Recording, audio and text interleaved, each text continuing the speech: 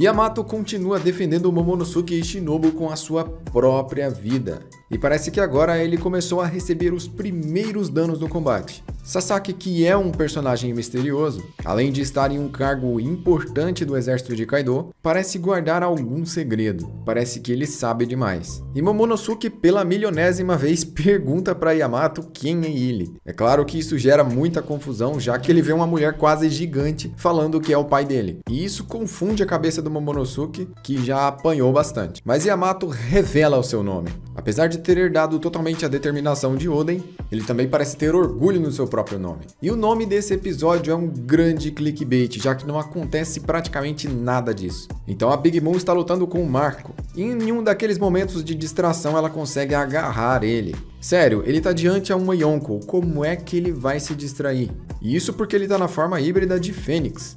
Mesmo assim, ela agarrou ele. Ela mesmo fala que ele abaixou a guarda. E eu acho que se ele der uma forçadinha, ele consegue sair daí. Se você acha que o Marco poderia ter se soltado das mãos da Big Mom, curte o vídeo. Curtir o vídeo ajuda demais aqui o canal, tanto para trazer novas análises de One Piece, quanto para continuar falando dessa obra. Então mostra pra mim que você gosta de One Piece e capricha na curtida do vídeo. E para receber mais vídeos como esse, se inscreva no canal, ativando o sininho com todas as notificações. Mas a Big Mom já sabe que o Perospero tá lá em cima e fala pra ele atirar nele.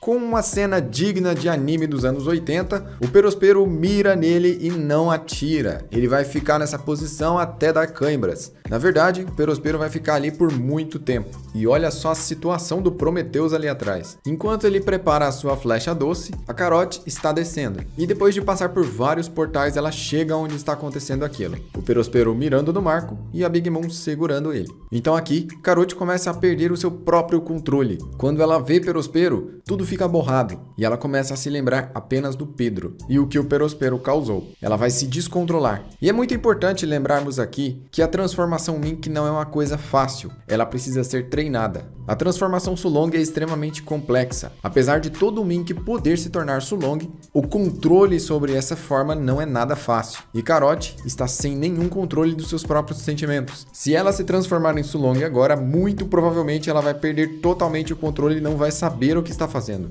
E nesse momento que eu vejo esse olho vermelho, eu pensei, é agora que a Carrot vai liberar o Haki do Rei, mas isso não aconteceu. Então ela decide encarar a Lua e fazer a sua transformação. Mostrou tão perto da Lua que quase deu pra ver o Enel lá dentro. E aí ela começa a sua transformação soltando raios por todo o corpo e brilhando. O ódio com certeza tomou conta dela. E a nossa coelhinha está para entrar em um modo Berserker, sem saber o que ela mesma está fazendo. Enquanto ela está nesse estágio quase transformada, soltando raios por todo o corpo, ela fica em dúvidas, já que ela deveria usar essa forma contra Kaido na batalha final, já que o modo Sulong gasta muita energia e não dá para ficar usando ele todo o tempo. Então o Anda segura as mãos de Carrot e ela desfaz a transformação. Ela não concluiu o processo Sulong. A Carrot só está triste, e a Wanda explica pra ela, mas ela já sabe, na verdade ela tá explicando pra gente, que a transformação Sulong é uma espada de dois gumes, ou seja, ao mesmo tempo que ela concede grande poder e velocidade, ela também gasta muita energia. E o usuário, se exagerar demais, pode perder a própria vida.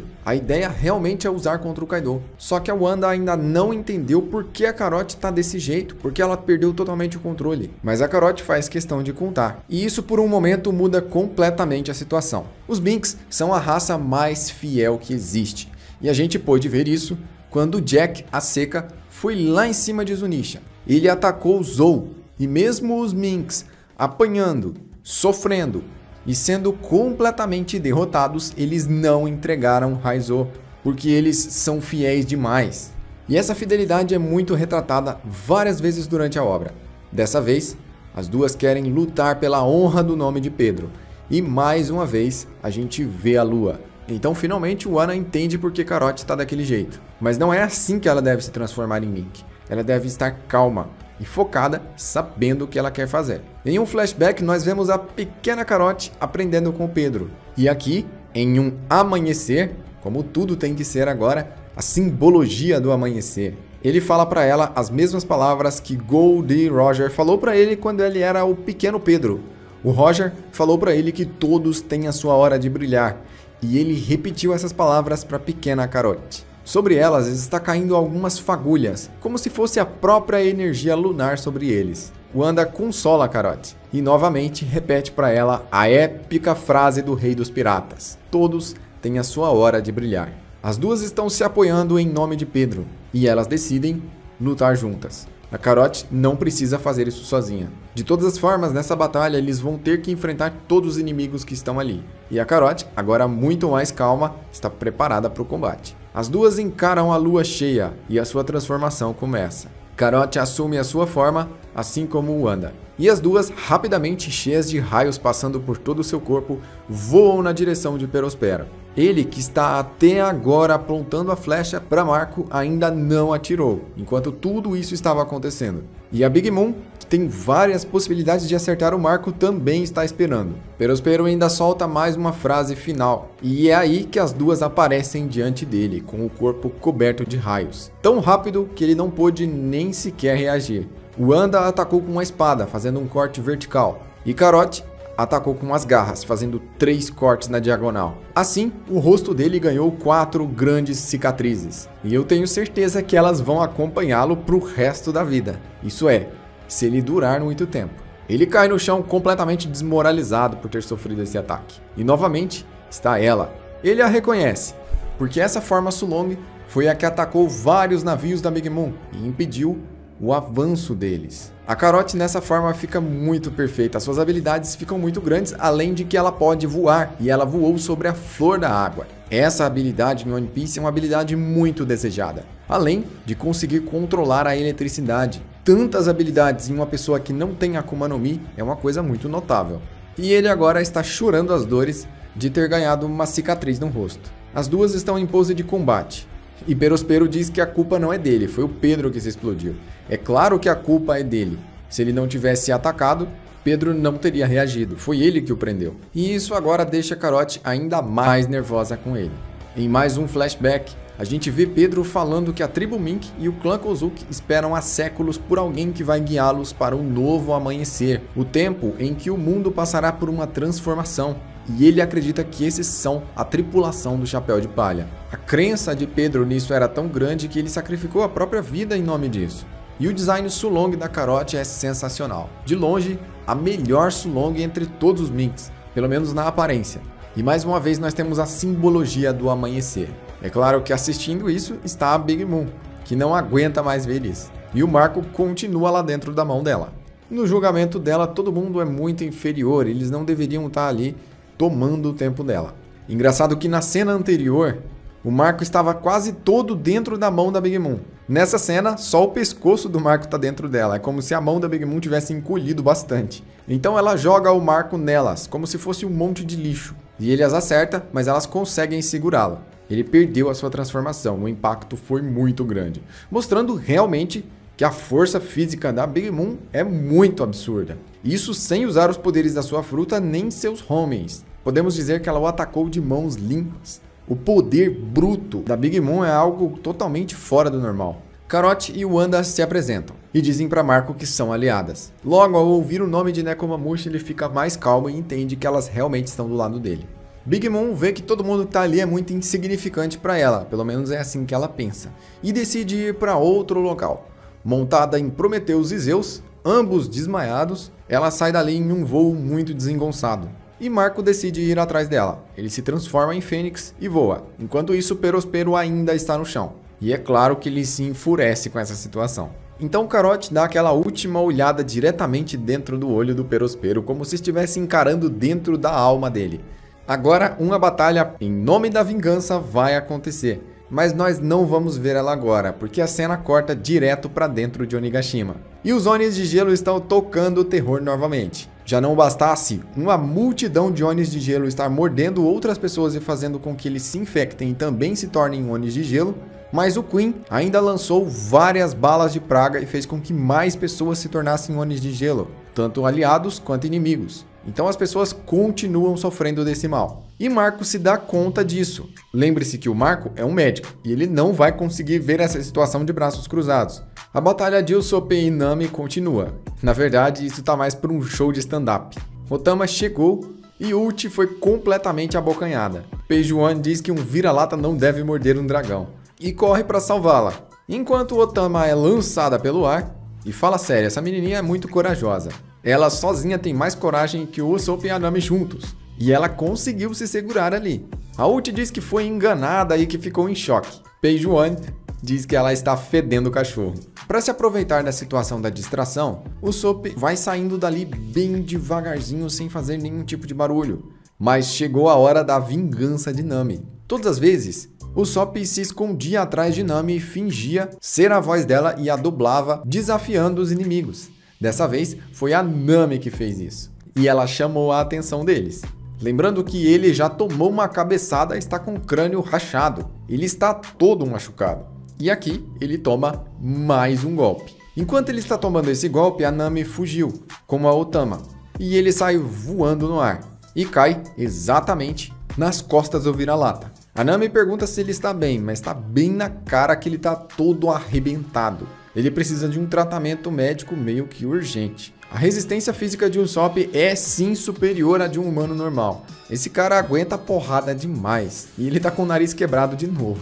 Depois disso, os olhos da Nami se enchem de lágrimas. Mas aqui, a gente tem um fato surpreendente. Ela está bem.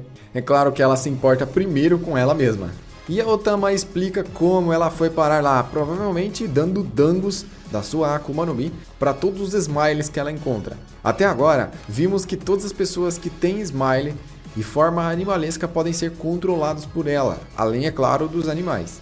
E esses dois irmãos, apesar de poderosos, são completamente panacas. Então aparece o Babuíno Samurai. Ele não é lá muito forte, mas vai dar um trabalho para Peijuan. Hinrimaru vai tentar segurar os irmãos, mesmo que isso custe a sua própria vida. E Otama mostra realmente muita coragem. Sério, essa menininha merecia um lugar no navio dos Chapéu de Palha. O poder dela é muito útil, e a determinação dela é absurda. Yamato então está enfrentando os homens que estão sob o comando de Sasaki. Eles têm escudos e algumas bazucas. Yamato está começando a mostrar sua força e os seus golpes lentamente. Enquanto ela ataca esses personagens fracos, não dá para saber exatamente qual é a força dela. Mas ainda nesse episódio, a gente vai ter uma boa noção de quem é Yamato. Sasaki diz que se eles lutarem isso não vai acabar nunca, e olha só que bizarro. O rinoceronte que ele tá montado é uma Smile e tem um cara saindo da testa do rinoceronte. Então eles miram e atacam em Shinobu e Momonosuke, que já estão bem arrebentados. Yamato consegue pular na frente como um escudo e receber todos os golpes em seu corpo, sofrendo poucos ferimentos. Shinobu diz para eles fugirem dali o mais rápido possível, mas ela diz que não é isso que Oden faria. O que Oden faria? Como ela endeusa Oden e vê ele como uma criatura gigantesca, lendária, e que lutaria até seus últimos momentos para proteger os seus amigos. E é isso que ela vai fazer. Sasaki diz que sabe que Yamato é extremamente forte, mas ele também está confiante da própria força.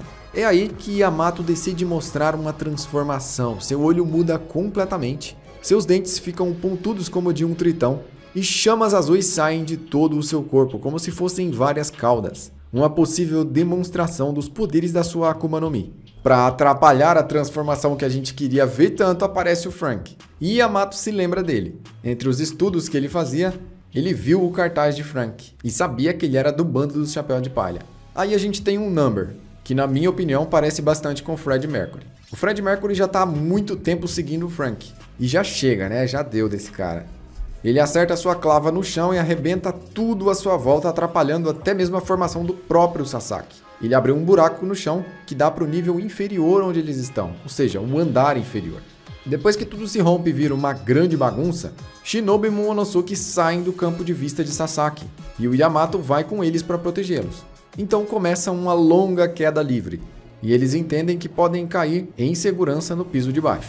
Dessa forma, eles estão muito bem escoltados por Yamato. Frank não entende o que está acontecendo porque ele ainda não conhece Yamato, e ele pergunta se eles foram capturados, já que tem uma pessoa de Wano segurando os dois. É aí que Momonosuke mostra pela primeira vez a confiança em Yamato, dizendo que ele está ajudando eles. Frank rapidamente entende, e Yamato explica que Luffy confiou a segurança deles para ele. Isso muda já completamente o pensamento de Frank, que automaticamente começa a confiar nele também. Então Yamato demonstra um grande caráter, e fica feliz por ter recebido a confiança de Frank. Isso faz com que Yamato queira devolver o favor. E aí vem um golpe que já dá pra gente medir o nível de força dessa figura épica. Seu braço se cobre de haki. E aí vem a flecha ressoante, uma onda de choque enviada pela clava, que é o puro haki lançado pelo ar. Aquela flecha ressoante atravessa todo o andar inferior e sobe rapidamente até acertar o Number. O golpe é tão forte que o Number é completamente derrotado em um piscar de olhos. Aquele mesmo inimigo que estava dando tanto trabalho por Frank. Eu espero que a gente não veja mais esse personagem chato. Frank realmente fica admirado que foi Yamato que deu esse ataque. Se ele realmente é um aliado, eles têm um poderoso aliado. E ele fica realmente curioso de quem é aquela pessoa. Olha só o tamanho desse buraco. Isso foi causado pela clava do Number. E olha só a profundidade do nível inferior. Quase não dá pra ver lá embaixo. Sasaki já começa a organizar as suas tropas para ir buscar Shinobu e Momonosuke. Afinal, a missão dele é eliminá-los. Porém, agora ele vai ter que enfrentar Frank, que está na sua frente. E já está na hora do Frank mostrar as suas verdadeiras habilidades. Yamato está segurando os dois e correndo. E mais uma vez temos uma referência ao amanhecer. Yamato diz que Momonosuke é uma figura muito importante para o Wano. E ele vai guiar o mundo para um novo amanhecer. O Wano precisa abrir as suas fronteiras, e essa promessa foi feita há muitos anos atrás. Com uma imagem de fundo, nós vemos um dragão subindo aos céus, como o dragão antigo da lenda, que se chama o Dragão do Sol Nascente. Essa é a figura de Momonosuke. E a importância dele de liderar e guiar o clã Kozuki e todos os samurais de Wano para uma nova era. Assim o episódio 1009 de One Piece termina. Mas as análises aqui nesse canal continuam. Se você gosta de análise de animes, você precisa se inscrever e ativar o sininho com todas as notificações. Não deixe de deixar o like se você chegou até aqui. Eu sou o Joe, eu vou ficando por aqui e até a próxima.